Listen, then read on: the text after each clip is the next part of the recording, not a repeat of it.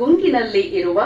ರಾಘವ್ ಗುರುಗಳಿಂದಲೇ ಅಪರೂಪದ ಧ್ಯೇಯವಾದಿ ಎಂದು ಗುರುತಿಸಿಕೊಂಡಿರುವ ವಿದ್ಯಾರ್ಥಿಗಳ ಅಚ್ಚುಮೆಚ್ಚಿನ ಗುರುಗಳಾದ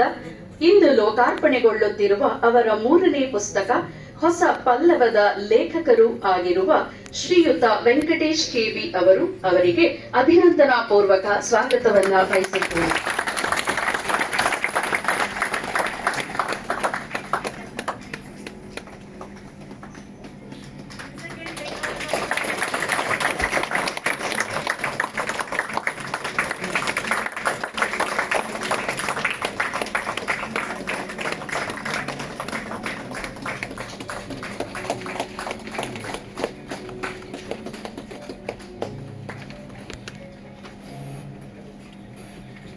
ಈ ಸಮಾರಂಭಕ್ಕೆ ಆಗಮಿಸಿರುವ